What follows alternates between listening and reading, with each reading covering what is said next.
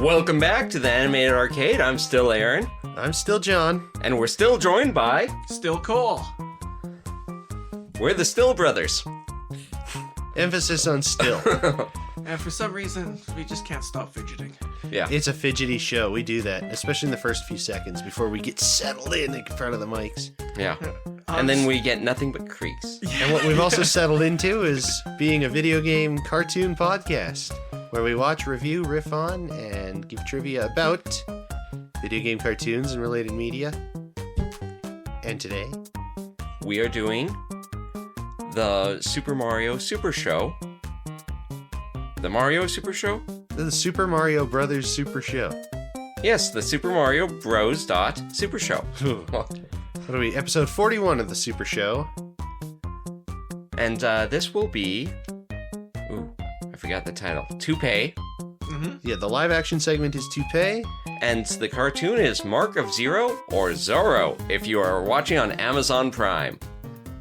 And if you want to watch on Amazon Prime, you can watch the show there. Or on the N-Circle TV app. The Wild Brain Superheroes YouTube channel.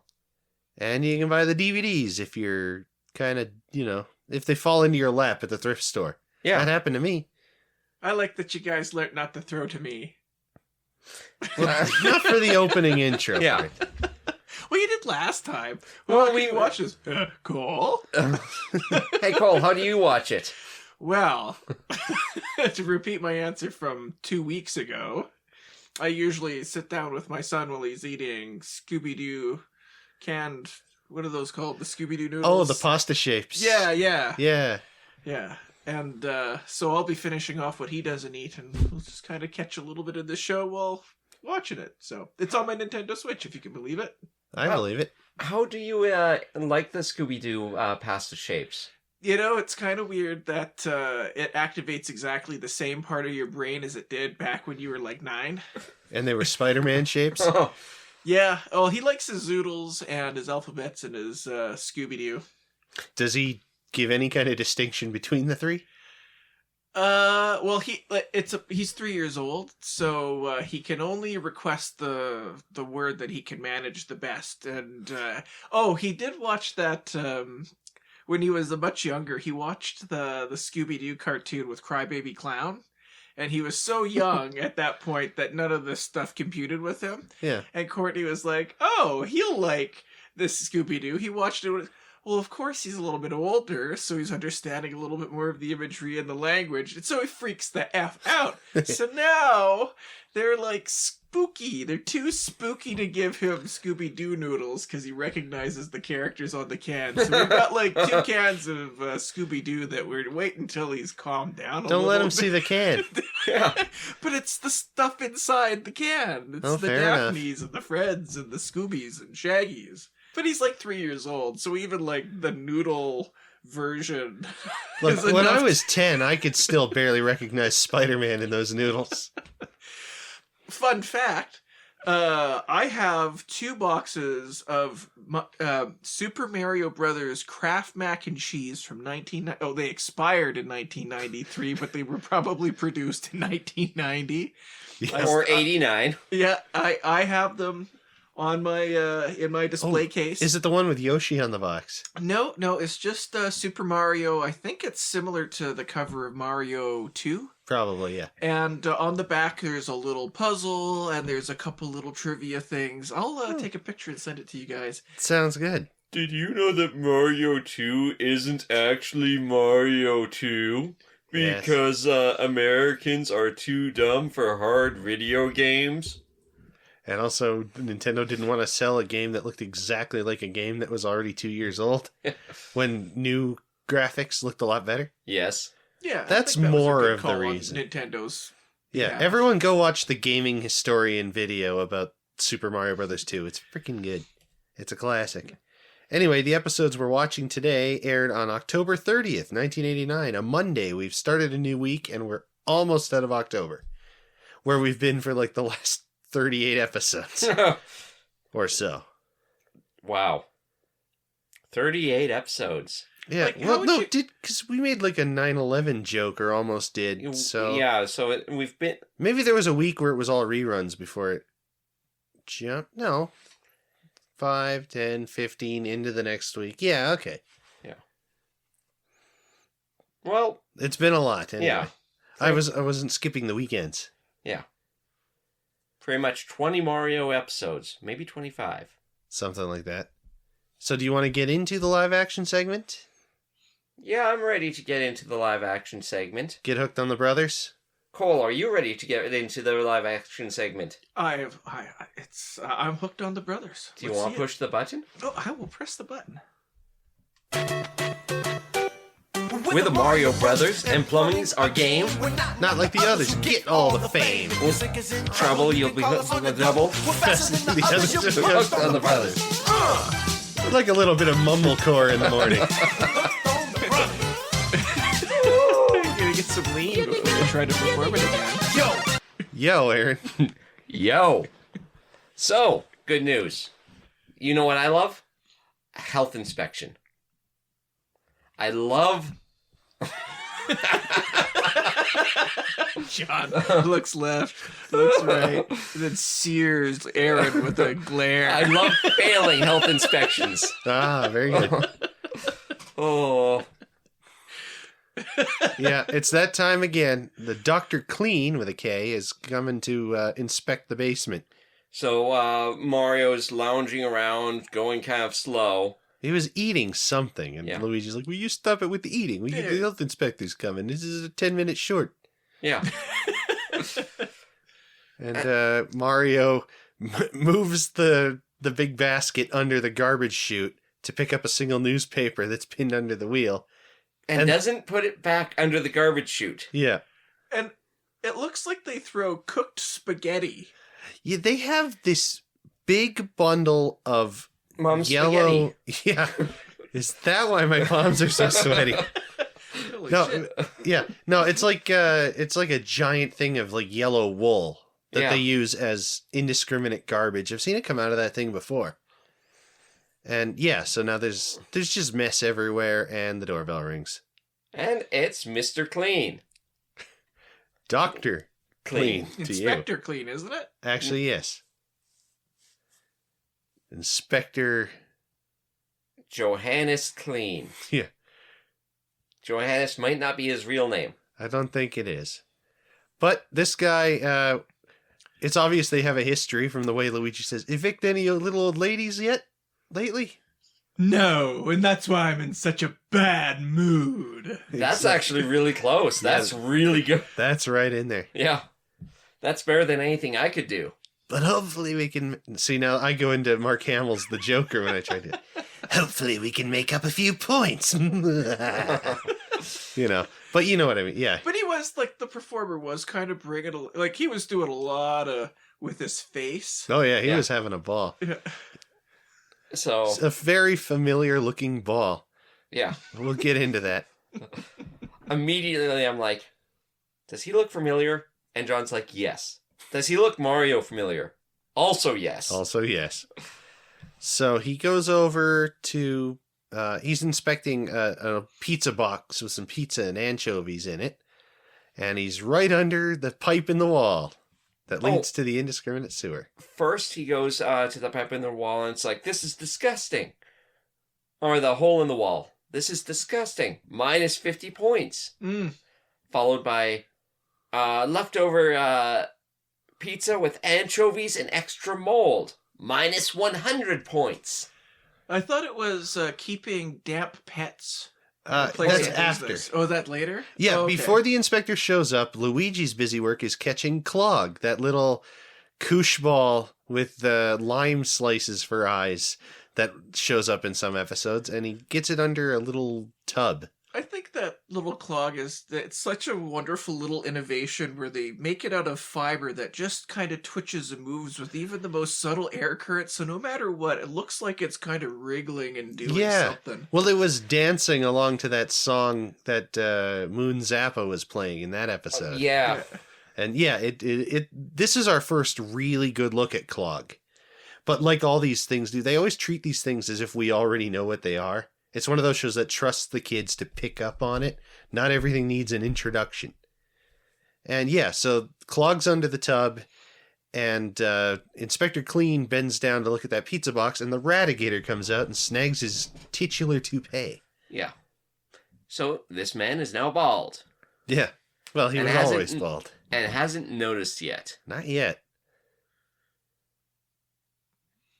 Mind blanked.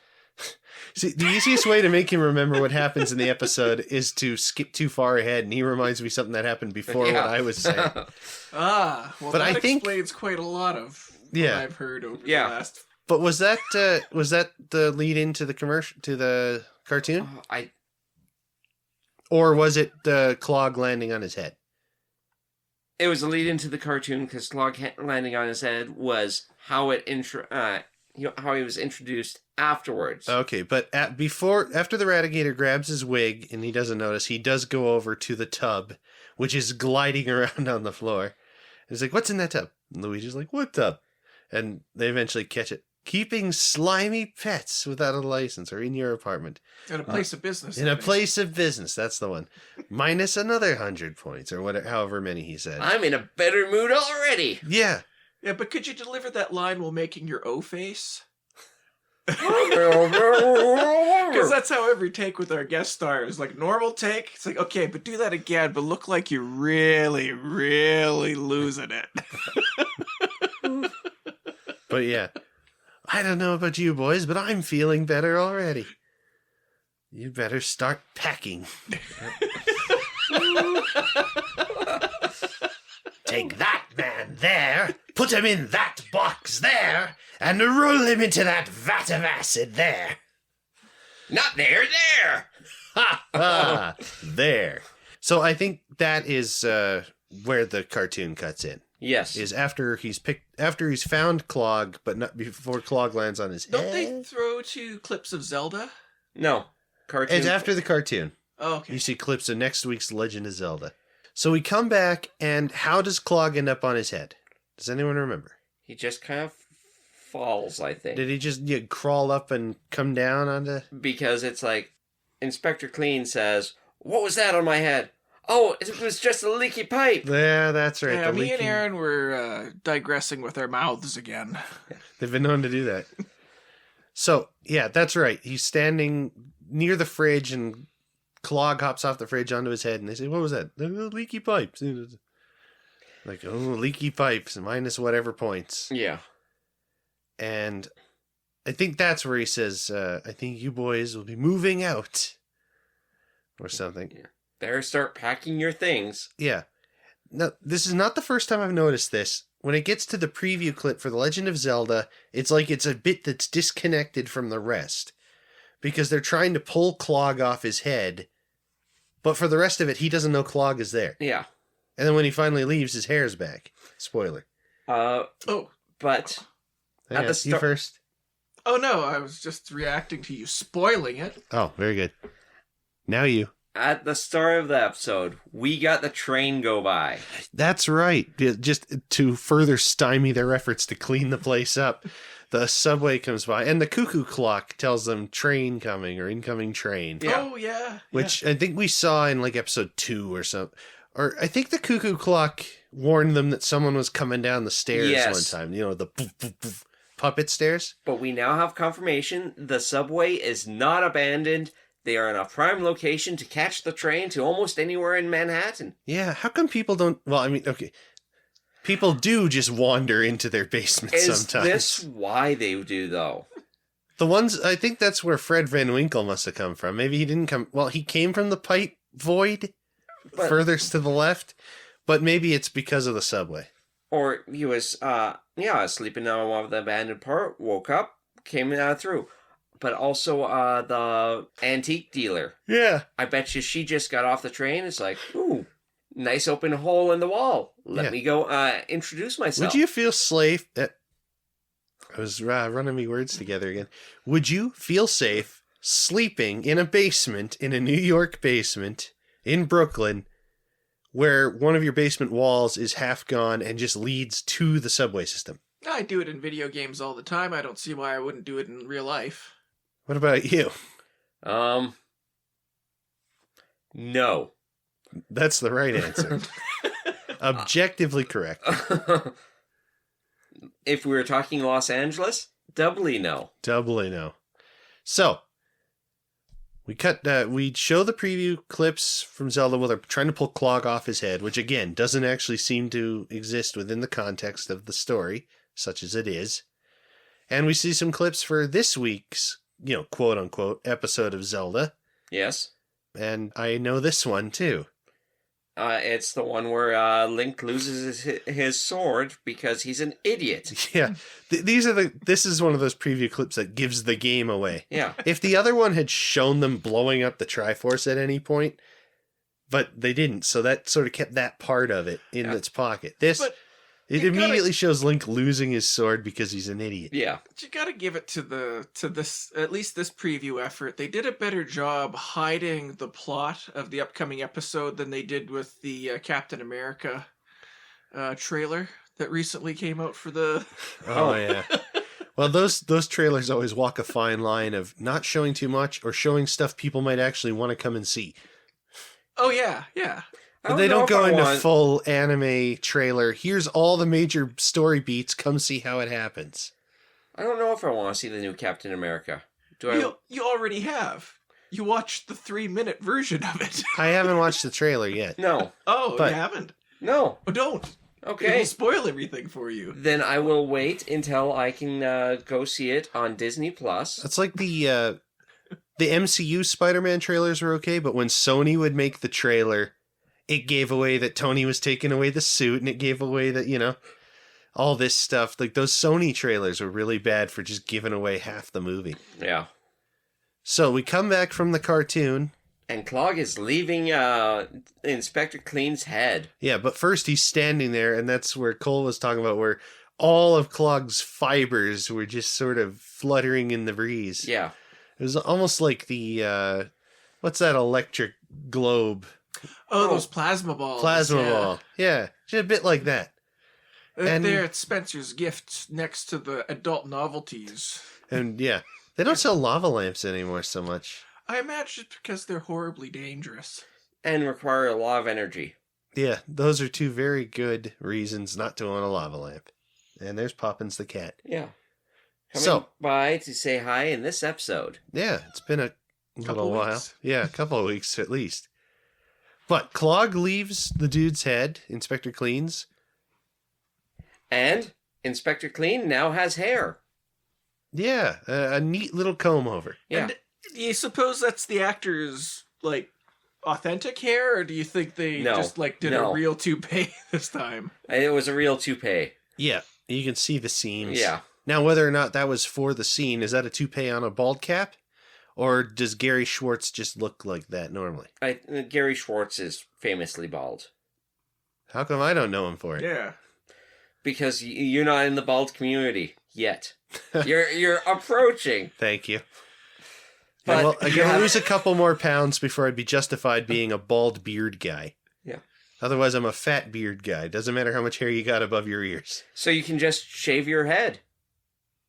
Yeah. You'd still be a That's fat going to beard be guy. very stylish very soon. But, Oh. so, Clog leaves, there's hair on the guy's head, and all of a sudden he's overjoyed. It must be that water Yeah. that was dripping from the pipes. I haven't had hair on my head since I was 5. Yeah, that was a good line. Yeah. Oh, you're quoting the... Yes. Oh, okay. Gary Schwartz is a good friend of mine and a personal inspiration as a fellow bald man. Well, we need our inspirations where we can get them. Yes. But... he decides that he's not going to evict the... I just about said Power Rangers. The Mario Brothers? Nope, the Power Rangers. And, He's not even... So how are we proposing to get this disembodied godhead out of this technologically advanced facility? Without rupturing the time warp. I hear it's just a step to your left. Yeah, Applebee's is paying for the rental space on this strip mall now. Zordon, played by Charles Gray. It's just a jump to the left. The Mario Brothers are no longer being evicted this time. He tears up the report, runs out, And then we do the Mario. Yeah, the brothers just commiserate for a second about how close that was. And then doesn't the train comes by and knocks a whole bunch of I thought it was stonework. when he slammed the door on the way out it caused the... Yeah. It was. Okay. But it's the train wall collapses further. Mhm. So we almost have a clear pathway to the train. Yeah. Just And- put a turnstile in there and make a few dollars for yourself. I will also mention it has a sign saying stairs to street. Yeah, it's the exit tunnel from a subway station So going towards the steps. there's so many people per day who are probably walking by the Mario Brothers plumbing shop. I still get the feeling that subway stop itself is actually a retired one. And like the train still goes by, Yeah, and but it doesn't stop there anymore. They just moved did a it. shoddy job bricking over the old Yeah, passage or something. and knowing the Mario Brothers, they knocked the freshly fixed wall back over. Yeah. Or maybe the Ratigator did it. And they're in such dire financial straits that they will obviously rent a totally ruined, dysfunctional former subway station to hold all their junk and have all their guest stars Yeah. show up. Like, do they get a cut? We've asked this before. There's like 3 or 4 floors above them. Yeah. They're in the basement of the building. And they're Is that just like an apartment building? Yeah, I think so. Yes, because we've met some of the neighbors. Yeah, and Kid. that's where the garbage comes from the garbage Yeah. chute, too. So do they do building maintenance as well? Most likely, I think that's how they pay their rent. That would be my guess, too. And that's why they're being evicted based off of health concerns instead of not paying rent. Yeah. Yeah, in a place of business. It's a very... is that basement zoned to be a plumbing shop? Not the way that you think it should be. Oh, it's a warp zone. Yeah. Oh. Ouch. Hit the button. Oh, is it this one? Yeah. That button? A warp zoning violation. That's better. So, Dr. Clean, Mr. Sleep, whatever his name is, he looked familiar. Yes, so we have seen him in the past as Dr. Toby in episode 24. That's the super plant. Super Plant with Patrick Dempsey. Yeah, as the voice and possibly body of the super plant. Yeah. Yeah, he was the one where he was doing his Ed Wynn impression.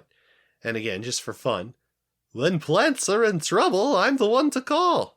It's a gift or a curse. That guy. Yeah. He was having a ball with that. And he was having a ball with this one. He really was. He's one of those guest actors who actually is fighting for territory with Captain Lou and Danny Wells. He's not calling it in. Yeah.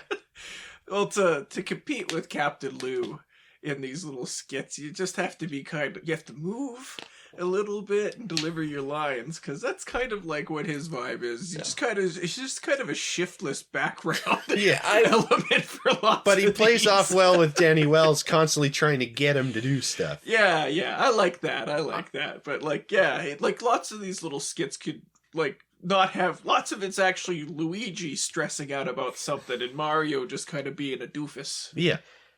I would actually love if there was a lot more of Gary Shwartz. Yeah, he gels well with them. They do good work together as a group. They did in the Super Plant one and in this one. Yes. Especially this one. And as mentioned before, he voices the Heavy in Team Fortress 2. Yeah. And now there is a Team Fortress 2 TV series where he is also voicing the Heavy. Yeah. Yeah, there's a little bit of confusion about that. I haven't been able to find anything that confirms it, other than a thumbnail for a trailer that I can't seem to find anywhere. That's always a good sign. It's always a good sign, yeah. Was it one of those fan-made deepfake AI trailers? Like the Friends reunion? That was deep faked? Well, not the thing where they're all in the room laughing. The ones where they act like they're all at Chandler's funeral and Oh no, I've never even. I got that sent to me by a thing back when I wasn't as good at sniffing out that garbage. I didn't like watch the whole thing. I just watched it for a second. Oh, this is one of those. Like, I have coworkers come to me. Oh, did you see that trailer for this? It's like, there is no trailer for that. I would know. It's like, yeah, I saw it, and then I look and it's like, dude, that's a fan trailer, man. Well, it's just a testament to how good the fan trailers are getting. Yeah, to the uninformed. Yeah, to the uninformed. So, how did you like this one? How do you think they... For this one, yeah, I agree that the guest star did a great job kind of like presenting a performance and being like fun and whimsical for the kids. He's putting on this obvious persona of a no-nonsense, mean-spirited. He's just looking for something. He's a bully, Yeah. but he clearly doesn't have like the toughness to be an actual bully. Yeah, this is the power he Yeah, can yeah, put out over and- people. And so without like being like, because you put that in an adult drama, that character is irredeemable. But Yeah. but like at the degree of which you're getting it for this, he has a wonderful little turn of character at the end. Instead of smiling about the pain he's going to inflict, he's enjoying his good fortune. You know, so I think that tonally was really well done. Another thing that I really, really, really appreciated about this live action segment is you got to see every extreme of that set. You got Yes. all the way Yeah. to the right under the garbage chute, all the way to the left by the bird that warns people about oncoming seismic events. Yeah. If you followed the show for any length of time, that always speaks to my heart because I've spent more time than is probably necessary or healthy to try and map out the basement. And Because it's hard. this is They shift the front furniture around. That really makes it difficult. Pardon me. I think this is a great episode for a revised base on that because we now have Yeah, and I mean it's basically what we thought. yeah. Facing the If we're facing this stairway, to the left, pipe void, subway wall with the tub garden, then the raised platform where the stove and fridge and the kitchen and the door going to the bedrooms is, yes, Yeah. and then sort of down from that is usually the couch and the TV, but Well, that moves wherever the camera needs it to go. Yeah. That reminds me, because the inspector was up on that platform and one of the Mario brothers picks him up surprisingly to get his head close enough for a closer look. We forgot about that. Yeah, part. they were going to distract him while they swapped Clog and got rid of Clog, but it didn't end up taking. no, he evicted them instead. In fact, that was the cut before the Zelda preview. Yeah. Yeah, I'm glad you remembered. And it's like, all you have to do is talk about a later part of the episode. and it makes you remember. Yeah. It's a gift of mine or a curse. But yeah, no, and then then it's the stairs, it's the door, there's the windows where you can see the puppet people, there's the furnace that chugs and puffs in and out. It is not a high efficiency furnace. No. And then, is it the radiator hole and then the garbage chute wall? Or is The it radiator hole is beside the. It's the far right, isn't it? It's the furthest right it goes? No, I thought it was beside the stage. Is it to the left of the stairs or to the right of the stairs? To the right of the stairs, facing the stairs. Yeah. Yeah, you're right. It's the radiator hole, then the corner with the garbage chute. And there's... we still don't know where the medicine cabinet is. Yeah, sometimes that wall is just there sometimes when they need it. Do they have a pull-out medicine Well, it's cabinet? on the opposite side of the thing from where the stove is. Okay.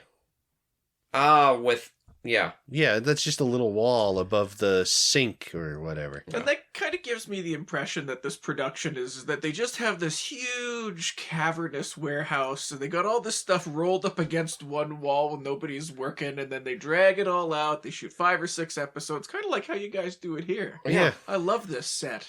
It's... I like all the salad bowls that are nailed to the ceiling and walls to maximize the echo. That's a really fine touch. Yeah, we spent $400 on new equipment, and then we tried to make the echo worse. Yeah, but 400 salad bowls from the dollar store.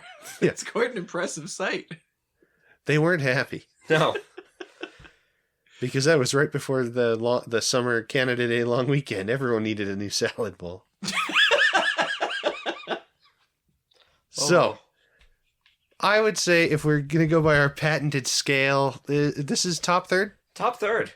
What about you? Top third? Oh, absolutely. I think We've had at least 2 really good live actions in a row now. Yeah. With Inspector Gadget last week. That one's just a special place. And like I said, probably number 1. I would say. This is in that zone. Yeah. Yeah, I'd say top Better half, than- top third. Yeah, better than Gary Schwartz's previous appearance. I liked the Super Plant one. But that was just that was like the Gorilla Suit one we watched not long ago. No. And that was also a good one. That was a good one. Because they had 2 gorilla suits. Yeah. That was the twist we didn't see coming. We guessed almost everything else. Oh, I do have a little interesting bit of information about this episode. You're not going to read us that the foreign name, are you? The English version is the only one that's called Toupee. Every other version is Inspector Clean. Oh, yeah. Even the French version where that's a real word? Yeah. Fair enough. You know what? That would have been just... Well, toupee is the crux of it. Yeah. But... It's less on the nose than Mario Hillbillies was. Yes. Especially once we saw that it had Donna Douglas in it. Yeah. Oh. But okay. Gary Schwartz will be back. James Bond will return. Oh. Probably. All right. And if you're going to be back, make sure that you like this episode. Give us a comment. Tell us what you think is the best way to avoid a health violation other than doing the cleaning. Yeah, besides that. How do you distract the health inspector? Give us 5 stars on your podcatcher service of your choice. And leave us a comment on those too. That also helps us get noticed. Unless you're a country western kale, then you can get lost. Yeah, we appreciated the interaction. Share with your friends as well. Word of mouth is a fantastic way for us to gain traction. We have a retirement goal. It's 1 ham and cheese sandwich each. Yeah, when we've gone enough into the green on this to buy ourselves each a ham and cheese sandwich. That's not counting the equipment and the time. Yeah. So, mostly the equipment. Time is a little less tangibly measured for... I'm making the thumb and forefinger money gesture. That one. Yeah. All right, we want to get cash, my man. Yeah. Where's my money? I got your half of the fight money. Cash, my man. All right. Let's get into the cartoon, please. Okay. Cole, do the honors. Now, evil Cooper and his troopers are up to misbehaving. They kidnap the princess, mushroom land needs saving. Abusing and confusing. You know, this is a really good song. Did it show up on your Spotify year in review? It will be. There is a version of it that they did for the new Mario movie. That is on Spotify. Oh, okay. So you can have that show up if you listen to it enough. We got the time. So, The Mark of Zero, or Zorro if you're watching on Amazon Prime, as Aaron mentioned. They just weren't paying attention. They let autocorrect do the work for them. They use too much AI, and this is what we get. Yep. Slop. We're making slop the old-fashioned way. Yeah, this is good traditional artisanal slop.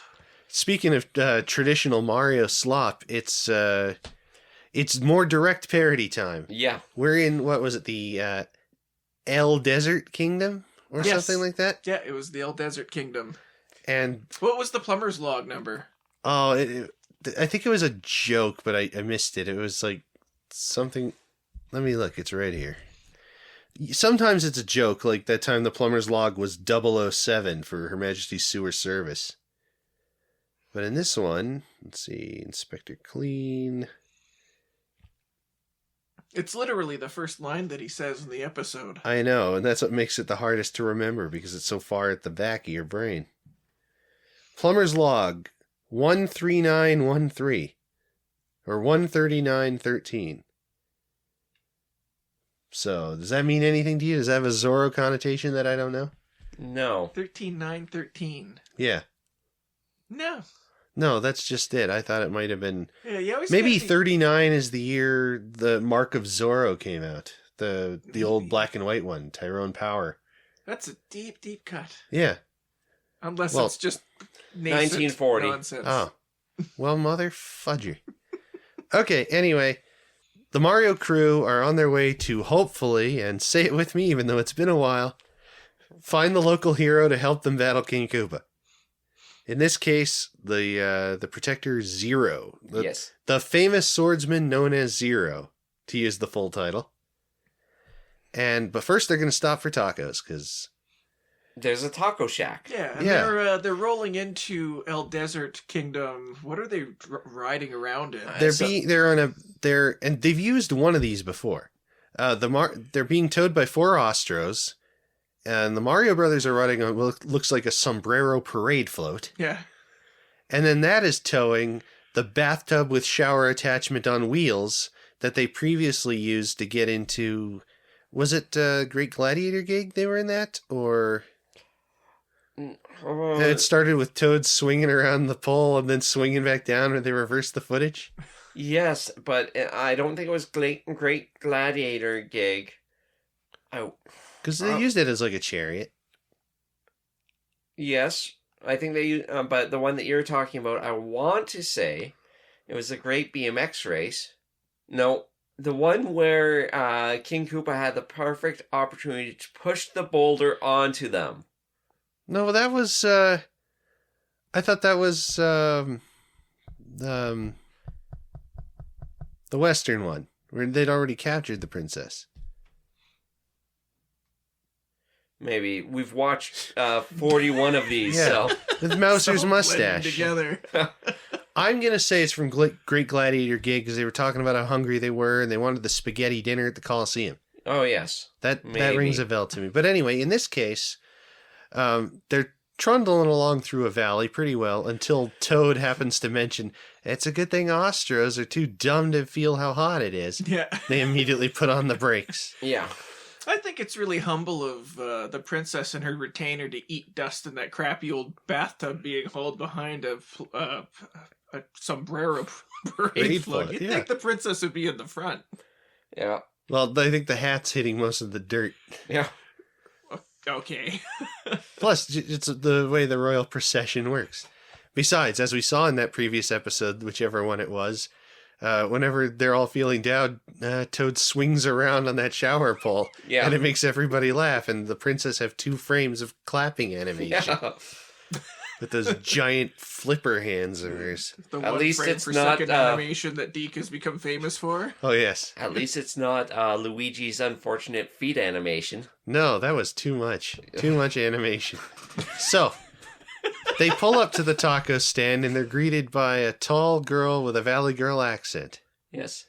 Who, Who is immediately rude, and it's like, pretty much going, have you decided what you want to eat? yeah, you know, like what you want or whatever? I don't know. I think she kind of came off as like fun-loving, but with a little bit of an attitude, like a Yeah. put-on attitude. Very 80s. Yeah. And, she wasn't that bad. I think you were imprinting. Ooh. But yeah, she has a very distinct accent. And then she asks them what they want. She's like, enchiladas, burritos, tacos. And of Mario course- says, yes, yes, and yes. Because he's fat. That's the joke. Mario eats a lot.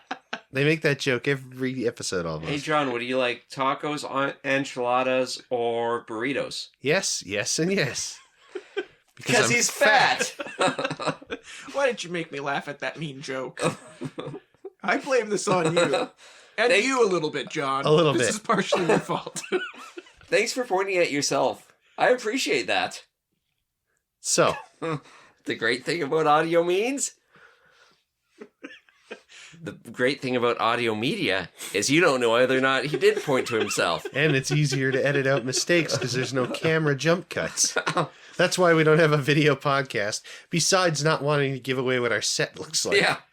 Because then Inspector Clean would show up and whack you with a clipboard. It kind of looks like the InfoWars set, but like more poorly lit. That's only because our good lights are noisy. The lights that light the room up buzz too much Yeah. for us to work. Yeah, we described it in a previous episode, but because of the fluorescent lights are on their way out, we're just using some Christmas lights that are strand around Aaron's wood panel basement. Yeah. And, Okay, you're giving away too much of the sausage factory layout here. You can't be just giving... Why are you telling people about the sausage factory I in the didn't back? describe the mannequin in the corner with nipples on it. So, you know. The only other thing in this room we've ever described is the TV and the Batcave. Yeah. So, we're doing pretty good. I haven't even mentioned the shitty tablecloth. The one that just broke a cup yesterday. Yeah. Twice. That was partly my fault. So yeah, like a $3 million recording studio. Yeah. A $3 million raccoon? Yes. Did you say?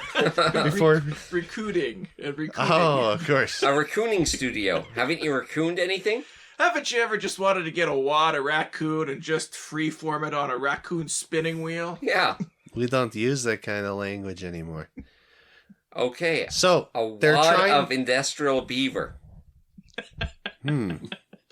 Intriguing. I'll get back to you on that. So, before they can get their tacos, it's time for the Koopa Pack attack of the episode. And we were all taking a guess at what Koopa was going to call himself. Yeah, we saw him, and he's wearing the tiny little mustache and The blue Spanish Imperial uniform. Yeah, and it's like, okay, is he going to be... What did you guess? I said Koopasar or something like that. No, Mon Koopadont. Yeah, the Coupandant. Yeah. And Aaron, did you have one? No. And I just called him El Presidente. Yeah. But they came up with a pretty good... Yeah, El one. Coupatan. Yeah. Which is actually, not bad. And you can watch more about El Coupatan at the El Coupatan Theater. And the Koopa Troopas are also dressed in these uniforms, and instead of rifles with bayonets or swords, they've got pool cues?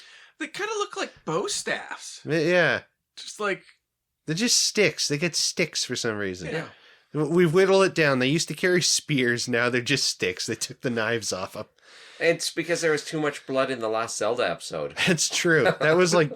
that's like you watch the Mr. Freeze episode of the new Batman Adventures with the commentary on. Batman gets smashed against a window by Mr. Freeze. And he's got blood coming out of his nose and his mouth. And Bruce Timm said, that was all the blood they gave us for the whole season. Oh, no. I might be thinking about the commentary for the very first episode with the Man-Bat. Oh. Yeah. Batman's all messed up at the end of that, and I think that's where they said that. But I think that still is the only bit of blood in New Batman Adventures, not counting the movie. Yeah. So, ooh, I like that. Not that one come so on much. now. Okay.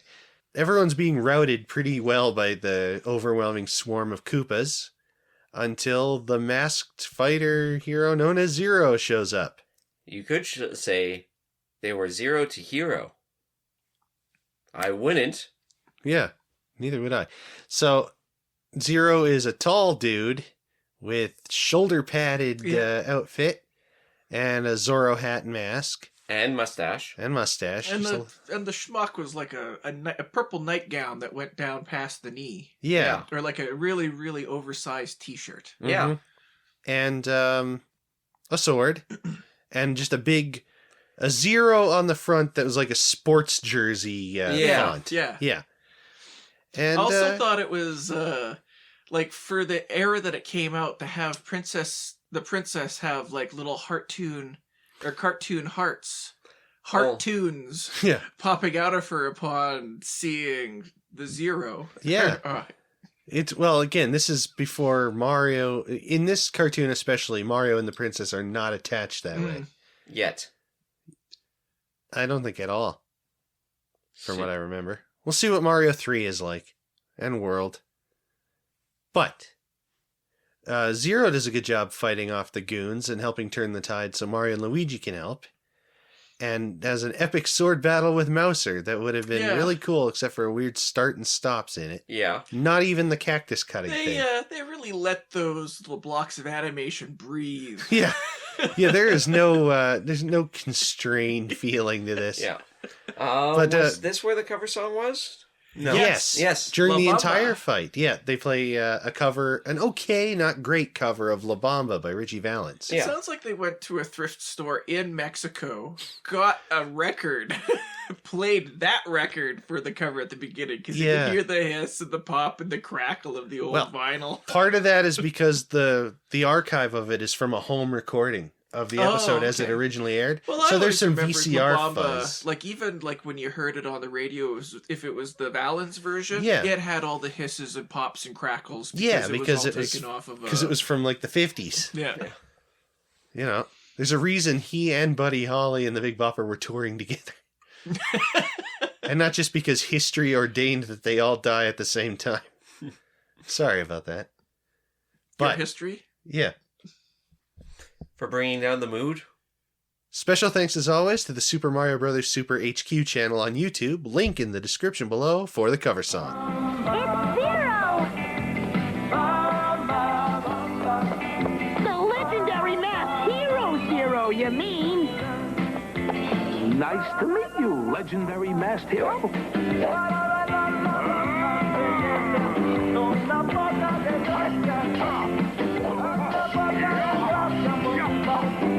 This hero guy can get down, Mario. Talk about getting down. Let's get him. I enjoyed that cover song. Not the best one, but no, but you know it did what? fit. And didn't we also mention while watching it felt like different music was being used instead of... Oh yeah. Well, there was I kind of that music that was setting an ambiance, where it was kind Yeah. of that twinkling, really light orchestral, Mhm. almost like a little electronica. Yeah, they did a good job of that in the last Mario one we saw too. With Oh, we did so as much. as bad as Bad Rap was, the slight technofying of the Mario music that the stock library they used was actually pretty good. But then the one before that, the Al Capone one, they did a really good job doing gangstery 20s remixes of the Mario songs that they use. Yeah. And this one, they're putting in that effort again. But I remember when I was a little kid, one of the few songs that especially at that age, and it actually was at that age, was La Bamba, and Tequila. Mm-hmm. Ba-da-ba-da-da-da-da. Those two songs Copyright strike, were thank you. entirely my exposure to Latin culture for Oh, sure. 15 years. What about Speedy Gonzales? Yeah, I suppose I could add that. An American-produced animated mouse that's representative of American views of Mexicans at the time. That Mexicans absolutely adore and wish white America hadn't decided was too offensive for You them. know, one of the things that I found out when I went to Italy recently is that Italians love Mario. Sure. They think he's the greatest thing. Oh, like, you go to the souvenir shops, and, like, in Rome, in Florence, anywhere there's a lot of bodies moving through a space, there's a Mario and Luigi hanging somewhere. Keychains, stuffies, posters. You buy Mario Luigi hats. Yeah. Well, as a Canadian, I absolutely adore every single terrible, jokey Canadian character who ever appeared in an American show. They're all great. Yeah. From the Mountie in Due South who went around in his dress uniform all the time. Yeah, it was the Canadian version of Hercules: The Legendary Journey. Where Yeah. our hero will go from town to town and solve the local issues while pursuing an overarching plot. Mm-hmm. And then I think Due South, they changed his sidekick after the first season. I think so too. That rings a bell. They fight off, The Koopa Squad as best as possible. but Zero gets captured because, well, he has his back turned to Koopa fighting Mouser. Yeah, Koopa takes things into his own hands, Yeah, seeing how incompetent his minions are, and he chucks a big chunk of cactus. Yeah, they do this thing where they pull back cactuses and it launches bits of cactus at the other characters. And it actually looks a lot like the bits of the Pokies, you know, the walking cactuses from, I think, Mario World is where you really first see them, but I think there's some like that in 2. Yes, I do believe, yeah. Or at the very least, there's cactus bits you can pick up and throw. Well, I know there's snakes, and I know there's like little guns on wheels, and Yeah. that's kind of where I think that you'd pick those guys up. Yeah, I think so. I haven't played through Mario 2 in a long while. I'm overdue for it. Yeah. But Zero is captured. They don't know where Koopa's secret fortress is, and this time it's actually a hidden place. It's not just look for the only castle around here. Yeah. So they go into town and they try asking the mushroom villagers of the day, it's the same ones, but as usual they've been slightly redesigned. In this case, their mushroom caps are sombreros, which is actually kind of funny. Yes. And even Mayor Fettuccine, in this case, I think he's just El Mayor or Signor Mayor. I think he's Signor Mayor. But no one's helping them because the very mention of El Capitan's name causes them to scurry indoors. Yeah. And they need Zero to inspire them. Now, that's jumping a bit forward again, but isn't there another fight with Capitan first, or... There's... Yes, yeah, because they have to demonstrate for the villagers that resistance is possible. Oh, yeah, and Mario and Luigi and Toad start marching towards him. Because Luigi's 0+1. Oh, before that. Yeah, before that. This is in the town square. Mario and Luigi tried to lead the people against El Capitan, and everyone just goes into their doors. It's just the two of them by the time they look back. Yeah. And then they realize, okay, as a man, we can be destroyed. But as a symbol, we can be invincible. We can be incorruptible. I'm pretty sure you mean they can be... There you're gonna have to put the invincible sound effect. No, this is from Batman Begins. Yeah. I know, but also, every time that you say invincible, you don't say it. You just flash to invincible. Which, if I'd seen that show, maybe. So, Mario and Luigi decide to take up the mantle of the Bat as 0 and 0+1. Yeah. And instead of swords or whips, they have their whip-like plumbing snakes, which we've used before. Extremely effective. Mm-hmm. Yeah. Can cut through rows of cactuses like a razor blade. Oh, yeah. They can stay suspended aloft, ready to be brought down. And like Zero, they somehow managed to just draw the number 0 on the person they scribble it at. Yeah, not just 0, but 0+1. Yeah. That's Zero more did impressive. that. Zero did that to the Koopa Troopas with their sword, too. Yeah. Sword whip. No, Zero just a straight-up sword. Like real Zero, not Mario Zero. During the fight with the Koopas at the beginning. Yeah. That's where you first see it. And I mean, again, it's Zoro, But instead of cutting it into the clothes, it just draws it on somehow. Yeah.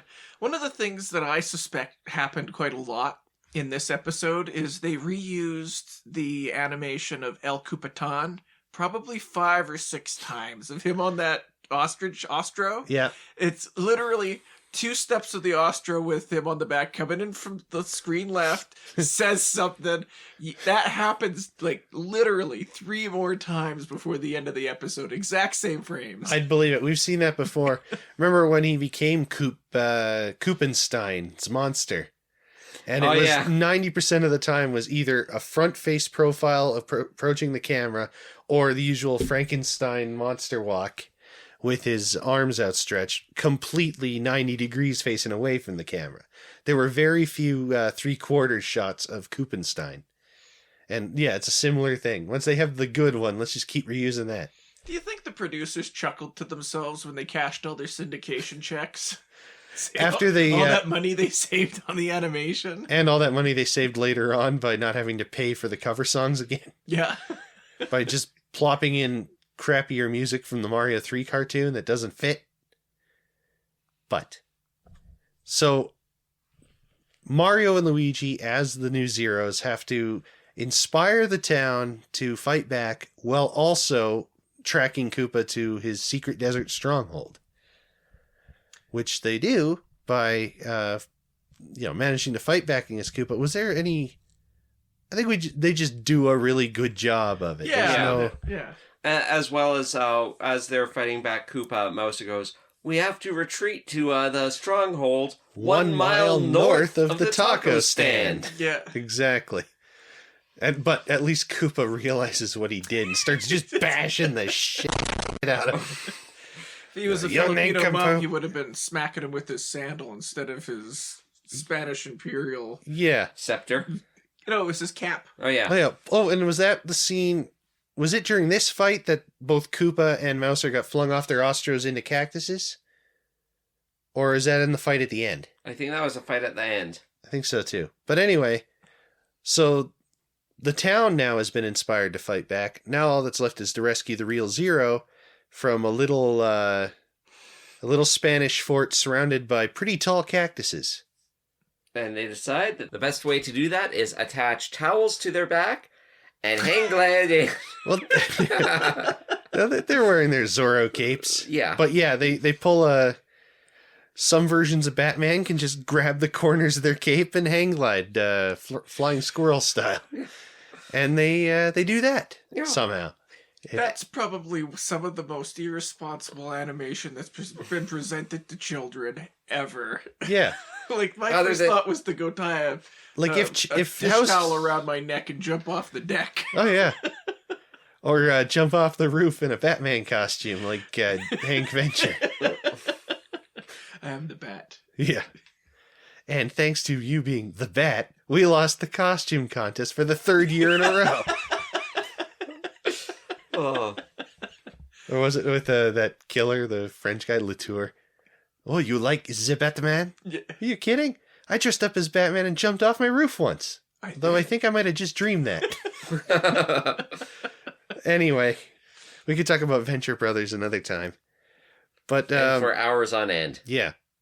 I'm finally working through my rewatch. I bought the complete series DVD because I'm a couple seasons behind. So it's like, all right, start at the beginning. Anyway, they... Have you ignored me yet? Ignore me! Oh. I haven't gotten to that one again. Now, how did they landed in and they were trying to duck the spotlights. Yeah. And then when the spotlight hits them, they do a little flamenco dance. Yeah. Which is a funny bit, but of course it doesn't work. No. But, it's a nice little embellishment that I appreciate for this show when they do that sort of thing. Did we mention during all the action scenes, Zero hasn't said a word? No, we haven't mentioned that. And that is a talking point, to speak. And, like, up until the reveal at the end, I was getting have you guys ever seen that cartoon, The Thief and the Cobbler? Yeah. And No. the cobbler is a non-speaking character. It's all very expressive. And the character design of Zero, Zero. The masked hero known as Zero. is actually kind of, for some reason... It's the chin. The little the knobby... triangular smile. And, yeah, I know what you mean. and the way that the clothing, it's just kind of like, it's like a distant Little cousin bit. of that.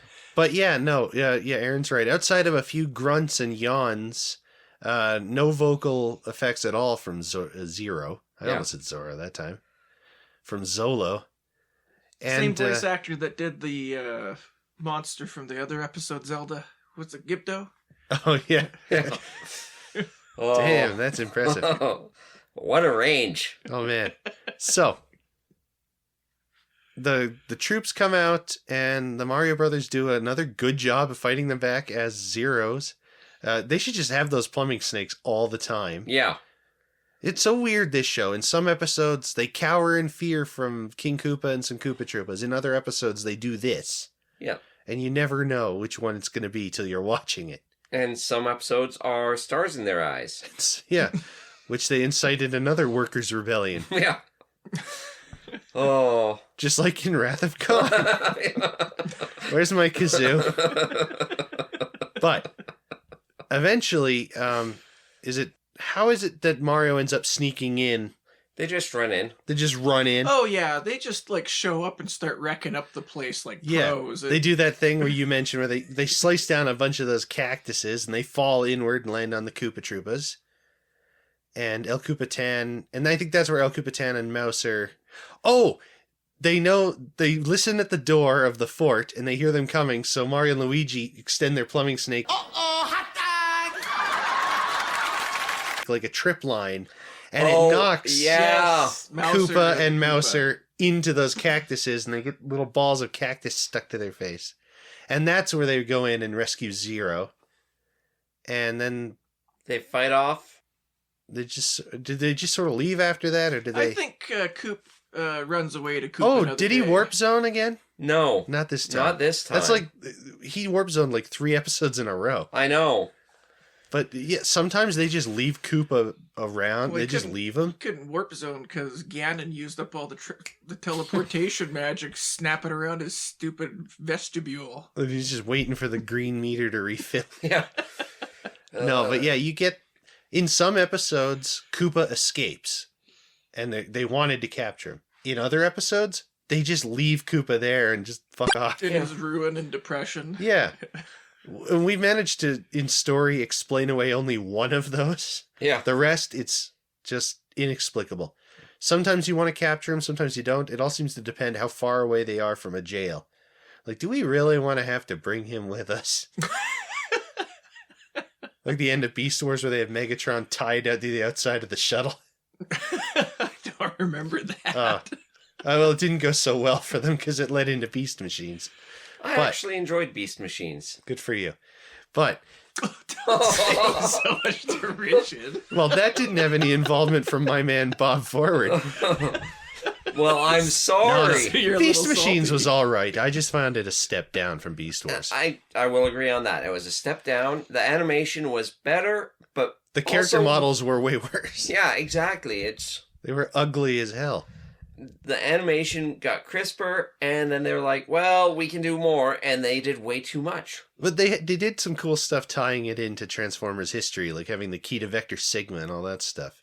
So, we're back at the taco stand. Everything's right with the world.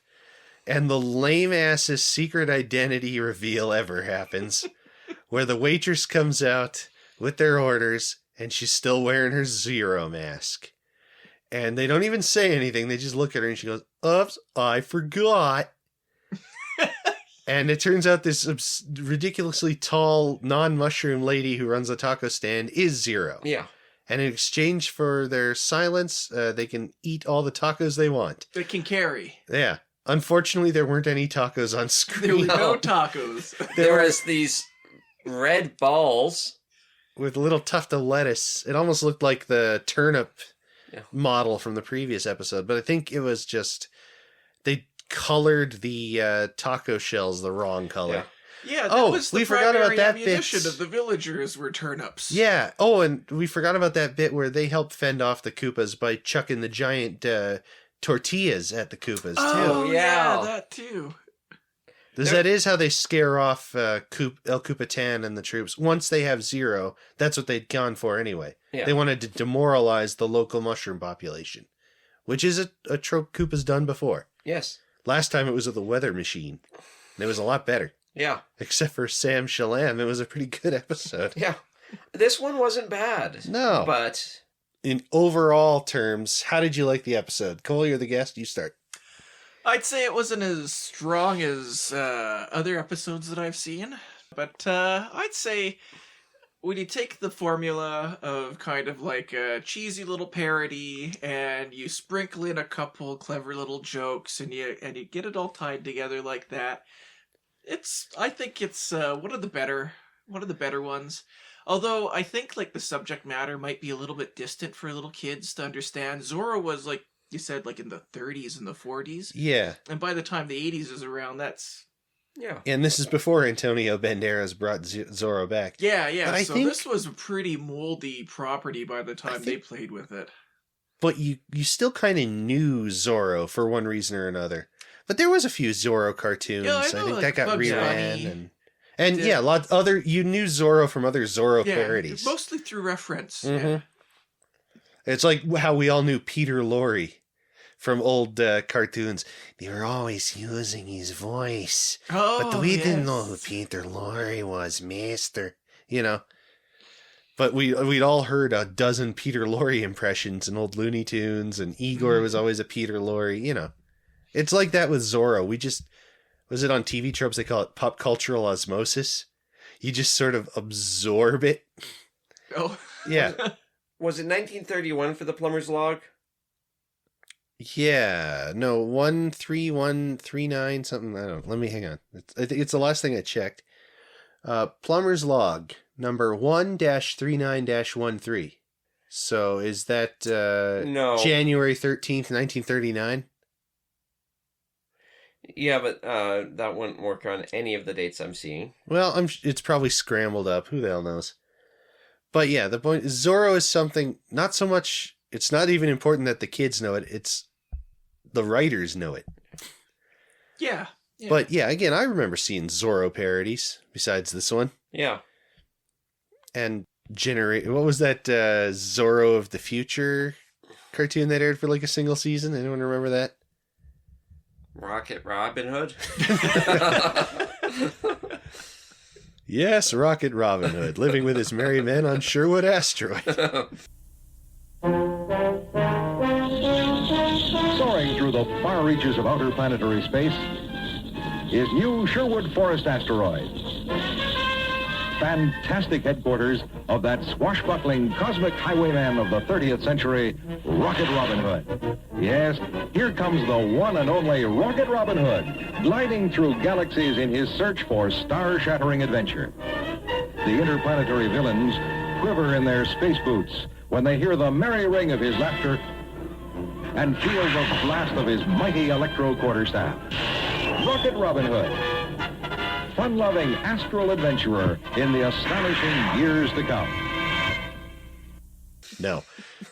But anyway, yeah, Zorro, yeah, in terms of these parody ones, this is definitely one of the better ones. Yeah. It's certainly not Jack and the Beanstalk. No. And then, I think character parody tends to work better than story parody for these. Yeah. Like, Hercules was cool because you actually liked Hercules the character. And he had character development. Yeah, it wasn't the 12 Trials of Hercules, Yeah. starring Mario. Although I'd watch that too. What about you, Aaron? I liked it. It was good. I enjoyed it. Yeah. I think for, there were like- some good parts where I kind of cackled at. And the action was actually tight. Animations weren't that bad. No, this was another, in terms of the Mario cartoons, strong animation episode. Yeah, I was just about to mention that. I think the technical aspects of this episode were a heck of a lot more on point. Do you guys ever see, like, is there any difference between the animation houses that do this, or We haven't been paying enough attention to them because they're not as meticulously detailed as some cartoons can be. because you have mentioned in other episodes where they'll just have like a quick, like 5 or 6 second, very anime eyes, Yeah. or something like that. And there was one episode that was just all anime, that Koopzilla one. And you spotted one this episode where the one Koopa Troopa hits the Oh, yeah. cactus and has that particular Yeah, there was a Koopa Troopa gets whammed into a cactus by Zero, and when he falls away, he's got anime like white circles with a Tear little eyes. teardrop in a corner eyes. And it seemed like that was like, it was the full 12 frames. Mhm. It was professionally animated. Everything was, framed properly. And it was like, it was a quick couple seconds, but like out of like the impactful little shots, that was one of the better ones. Oh yeah, I mean there are the usual bits. Here's a few of them from the page for it. Throughout the episode, the chariot's size and wheels changes several times. When the detail. When the taco vendor leaves her restaurant to take the group's order, her ponytail clips through the awning. In some scenes, the spikes on El Capitan's shackles and the sleeves of the Koopa Troopas are missing. When the Mario brothers pop out the sombrero, Mario speaks with Luigi's voice. That one I did mention when we were watching it. Yeah, Mario stands up and says, "Oh, I don't know about this," or it's just some Luigi line. Leaping lasagna. In several scenes, the Ostro's head plumes are missing. I remember them changing color. El Capitan throws some cacti at Zero. The rings around the spikes on his shell are the same color as the spikes themselves. Like that sort of stuff. The stuff you don't waste money sending back for retakes. Yeah. When Zero walks up to Princess Toadstool after fighting the Koopa Troopas, the bathtub's levers and shower head are missing.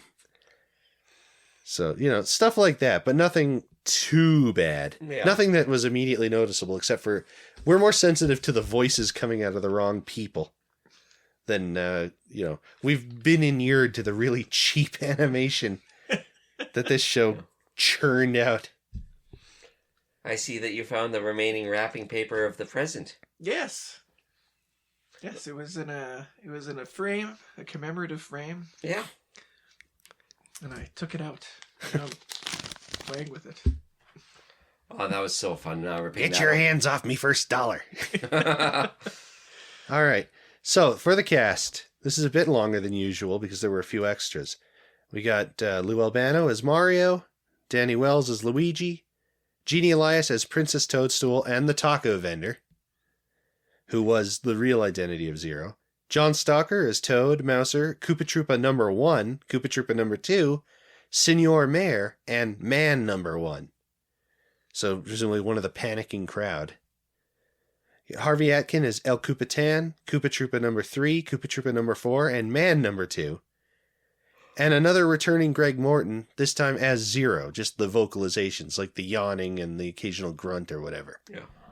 And the writer is Jack Olesker, who previously wrote The Great Gladiator Gig and Koopa Claus, that one with Perry Martin. Oh. So, lore or filler? Filler. Not bad filler. No, not the bad filler, but it is the filler. It's not one of like the 3 types of episodes we allow into the lore category.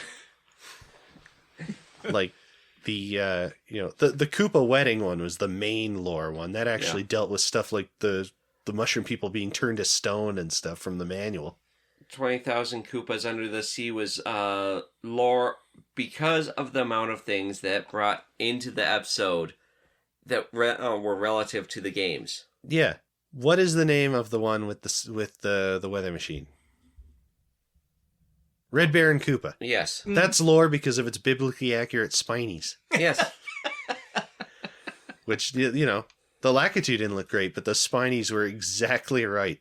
It was almost weird. Yeah. So. What about you? What do you think? Is it lore or filler? I'm just wondering what the princess's usefulness this episode was. Uh-huh. Nothing? No, I think, yeah, this was a bystander episode for the princess. Yeah. But her voice actress was, well, not terribly busy being the other character, but yeah, she just kind of stood in that bathtub. Yeah. Oh, yeah, and of course, you know, hilariously so, has a bit of a crush on Zero briefly. Girl crush. Yeah, retroactive girl crush. Oh. There's an episode title. Yeah. Keep that one in my pocket. So, ratings. You start. Remember, it's out of 10. Oh, out of 10? Yes. Okay, 7 masked Luigi vigilantes out of 10. Very good. Oh, that's exactly what I was going to say. That wouldn't surprise me at all. Oh, 7 accidental girl crushes? Out of 10? Yes. I'm going to say probably 6.5. I don't know. Yeah, shut up. I didn't have time to try and cherry pick one from the episode, which I'm not very good at anyway. 6.5 plus 1 zeros. I thought it was 0 plus 1. Yeah, but then it would have been, my final score would have been 0.5.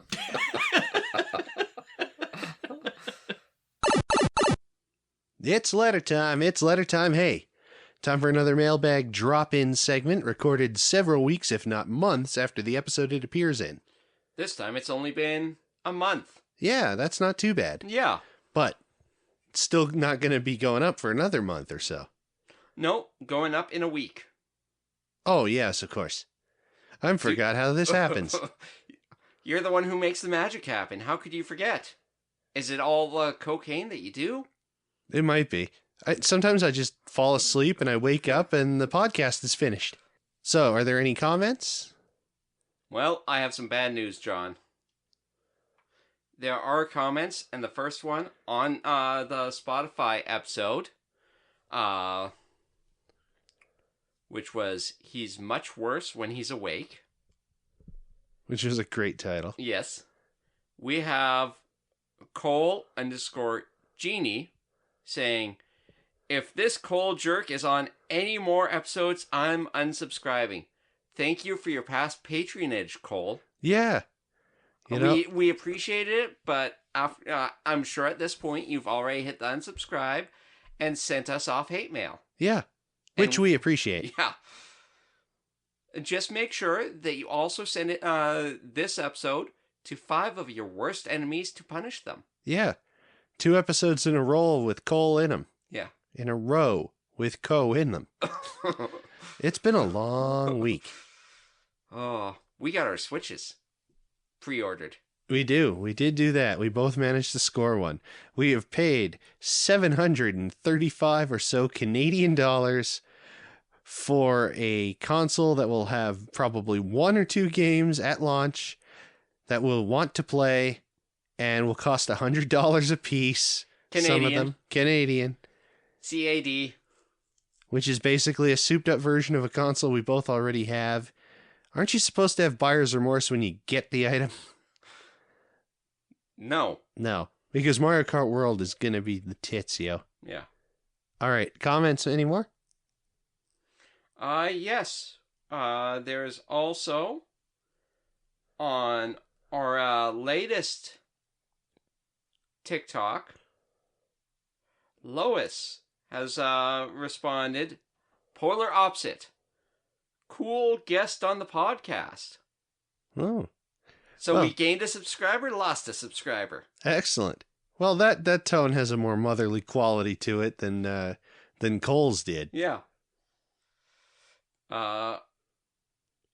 On the YouTube Shorts, we have Linola Cola, who said, Which short? the one that we just put up. The Inspector Gadget short. Yeah. I hope Featuring Cole. Yeah. Unsubscribed. Yes. I hope Maurice went in that outfit for a convention or two. That would be something. I don't think he was allowed to keep the outfit. I'm No, sorry. I I don't. think that they actually had to return it to winners. Yeah. But that would be something. He could go around as Inspector Gadget doing the voice. That would be interesting. Maybe that's next time I'm at a convention with him. That's where I'll bring him. The You mean hats. a convention that he is at? Yes. No, Aaron was at the convention with Maurice LaMarche and Rob Paulson and John DiMaggio and Mark Hamill. It was Oh. quite a sight, the I five will of them. never go to a convention with Mark Hamill again after what he did. Oh, No one puts ketchup on a hot dog like that. Or should. I'm not going to elaborate. You can stop looking at me. that's okay. If you elaborated, it might not be funny. And then on the re-release of which episode did Danger Zone better? Linola Cola had another thing. If only King Koopa had a wingman. That's great. That is special right there. I wish any of us had thought about making that joke in that episode. Yeah. Oh. It also didn't answer the question. It's obviously Brooklyn bound. No, I would disagree. Only reason why I say is Brooklyn Brown. Brooklyn Brown. She's the long lost cousin of Cleveland Brown. They're both cities and have the last name of Brown. Yeah, but I said browned. Quit kicking the table. All right. I'll So, kick your itchy. Creek. Any other questions? Comments? Any other comments? Nope, just concerns. Yeah. If you have questions and concerns with the CRTC and its practices, we're a member of the Canadian Broadcast Standards Council, and as such, Disclaimer, we are not. we are not. No, we are not. We don't broadcast anything. Okay, and we do have an email from Dr. Derp, so... Oh, that was the doorbell. I will be right back. Aaron will be right back.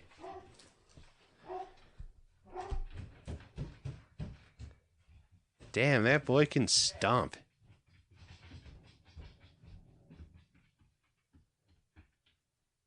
Wow, this is the first ever one of those opportunities I've had where the co-host goes away and I could just say some random stuff. Maybe do something to belittle him, but he does that himself, so I don't really need to put in the effort. I'll think of something funny to say.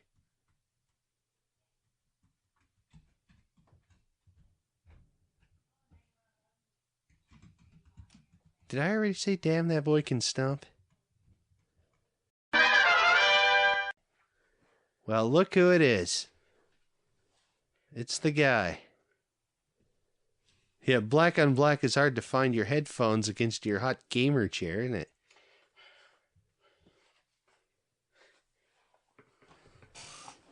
Oh, God, those creaks are real. You know what? That's just my bones. Oh, very good. Okay, Dr. Derp letter. The Mark of Zero / Toupee, or to the Sombrero Mobile. I left my phone upstairs. What does it matter? I follow along, but go ahead. Okay, well, just go get it. No. Well, all right then. We've got quite the caper lined up today, but first, let's check in on the plumbers. Thoughts on Toupee? It feels like forever since we've had some good puppet work and environmental dynamics from the live-action rappers. Obviously, we've always had the Windows Shadow puppets and Inspector Gadget, but most of these rappers recently have felt more reliant on standard punchlines and setups. This is nice and refreshing, especially in how it fleshes out the wacky homestead of Mario Brothers plumbing. It's nice to see Not Ed win again, too. He plays well not just off the plumbers, but off of all the wacky puppetry on display. What could have easily been derivative and played out is instead very endearing, my favorite live-action rapper to date. Yeah, it wasn't our favorite, but we easily put it in the top third. Yes. You know, the clog puppet was really cool, and it was just well done overall. Thoughts on the Mark of Zero? I've seen old ladies living in shoes, but sombrero mobiles are just ridiculous. Just ask Waluigi. I'm sure he's somewhere in that taco stand. Koopa has one of his better alter egos this time around, El Koopa-tan. Good look, good pun, doesn't come across as culturally insensitive, to me anyway. It's the complete package. Perfect, given our guest star is a foil so instantly impressive that they claimed the cover song as their own theme. Zero. I don't recall a single Mario cartoon possessing such focused, intentional, and dare I say, kino storytelling sensibilities since Toad Warrior. So much is communicated non-vocally that I feel would have otherwise been told by exposition in other episodes. Nothing about Koopa's shtick is truly original here, though there are recognizable traits carried over from his other roles. But seeing him loot and pillage the Mushroom People is more impactful than being told that he does it. That's very true. Yes. We're often just told, he just showed up and he's already in the process or already in control. The episode has some of the most solid art direction in the series, too. The animation isn't as impressive as Toad Warrior, but it's completely done, it's competently done, and appropriately dynamic. Even the callbacks to the games feel organic. It's fun, it's memorable, it's narratively satisfying, and it's chock full of great character moments. There isn't much else you could ask for. I suppose it could have been nice to hear a reprise of La Bamba before we cut back to the live-action rapper, but oh well. Favorite joke? Give Mouser the signal, followed by 0 and 0 plus 1, and I guess Mexican food doesn't agree with El Koopa-tan. Oh, that's after they throw all the pitas at them to scare them off? Yeah. Unintentional foreshadowing. The setting recalls the desert world of Mario Odyssey, and the bros cape gliding instantly brings to mind Super Mario World. 67 to date. Updated top 5. The Mark of Zero comes very close to being my favorite Mario tune. I had to think it over a bit. While Toad Warrior is undoubtedly indebted to Mad Max for its dynamic action, the ultimate advantage it has is that its climax is still entertaining without the cover song, while the absence of La Bamba can be felt in the Mark of Zero, especially as My Karubi is used for the umpteenth time. In other words,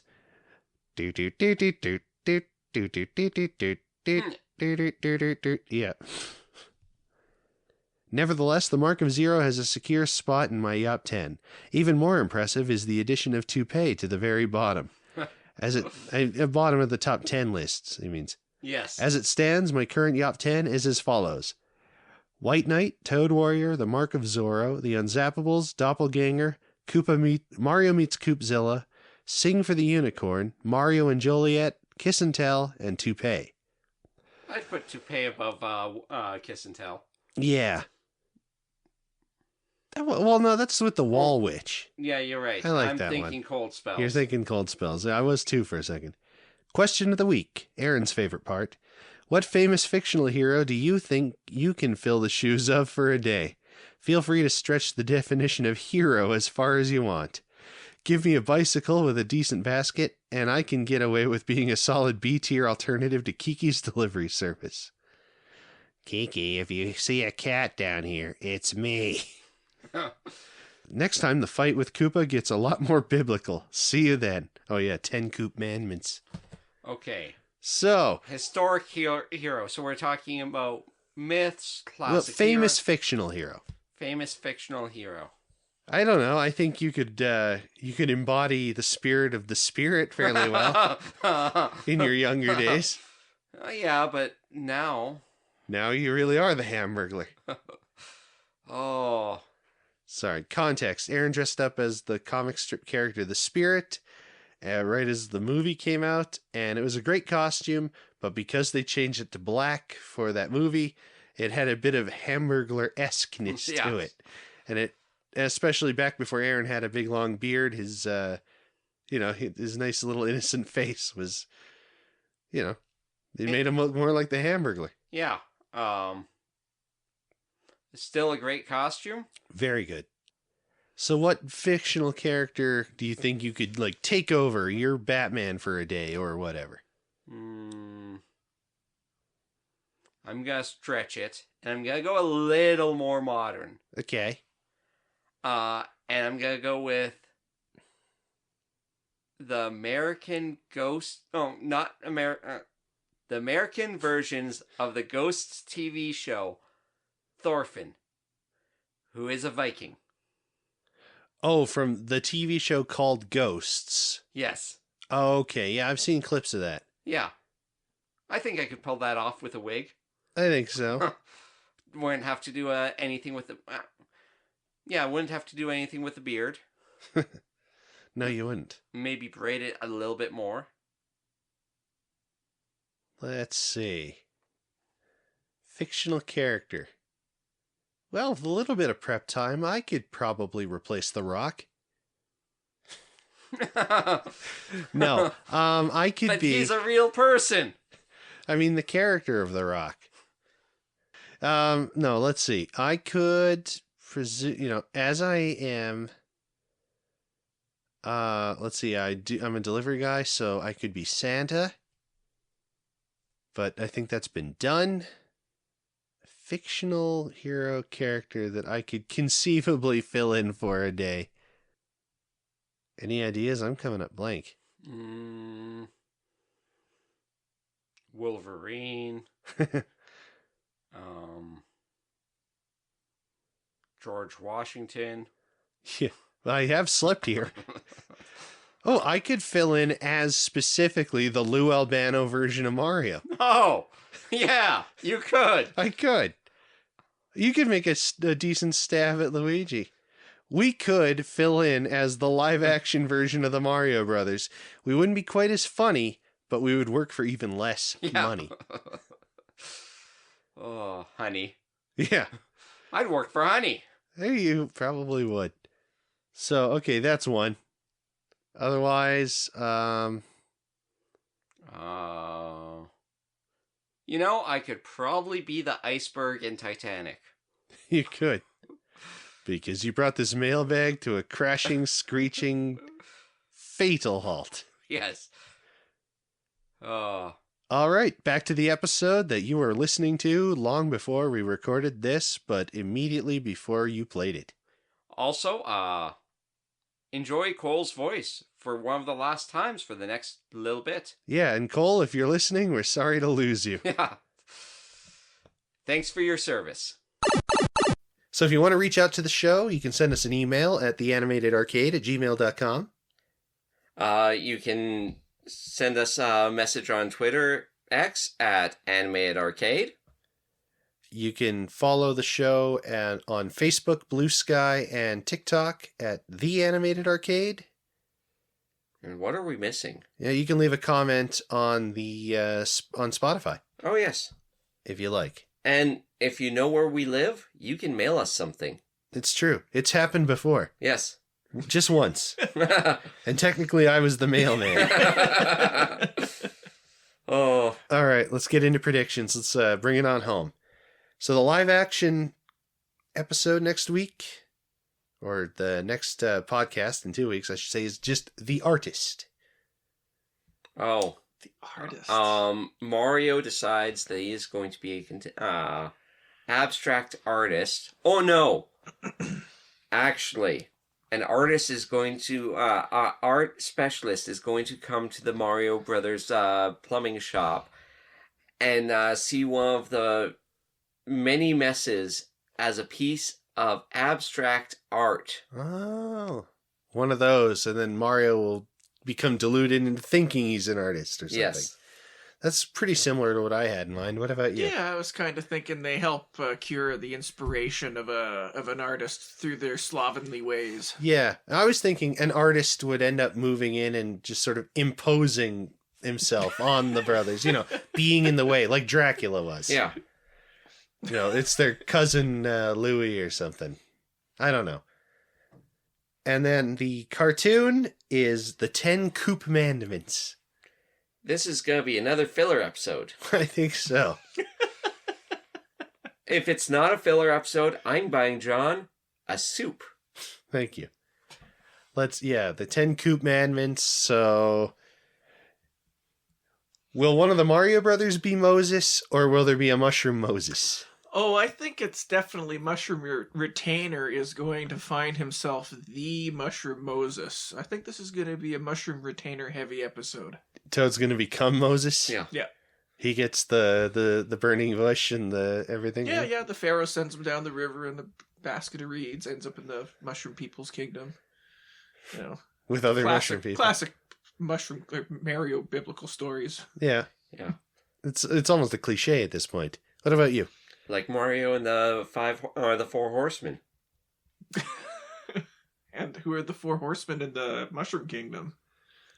It's all Toad. No spaghetti, no ravioli, no lasagna, and no pizza. Yeah. Ooh, that one's particularly harsh. No, but what do you think? 10 Commandments. Obviously, it's going to be a spoof on the story / the movie. Yeah. So, I guess we'll just wait and see. Yeah. We've asked before about Mushroom Jesus. Now we got to find out about Mushroom Moses. So far, the only religious representation we've seen is the volcano god. Yes. And Hercules. Yeah, if he's a demigod. Yeah. Wow, it's just like the second Avengers Endgame, where Thor gets fat. Oh, yes. Just like Hercules. Exactly. Exactly like Hercules. Actually, you know what? Deke should sue Disney. They can't, can they? No, I think in some weird way, some part of Disney owns a bit of Deke. Oh. I wouldn't. There's a little Deke in all of us. Now there's another episode title. Yeah, but it's almost too forced. Yeah. Just like this outro, because I'm John. I'm Aaron. I'm Disco Cole. The airwaves are our waves. So until next time, everybody, do the Mario! I am so glad we stole that from Club Mario. I like that. Thanks for listening to The Animated Arcade. Our theme song is After School Keyboard Club by Xennial, sourced from freemusicarchive.org. Our logo and thumbnail art is done by Shell, who you can follow on Instagram at YourMidnightCrafter. The cover songs from the Mario-themed episodes are sourced from the Super Mario Bros. Super HQ channel on YouTube. These links, as well as the music used in our Zelda-themed episodes and all of our social media accounts, are found in the description.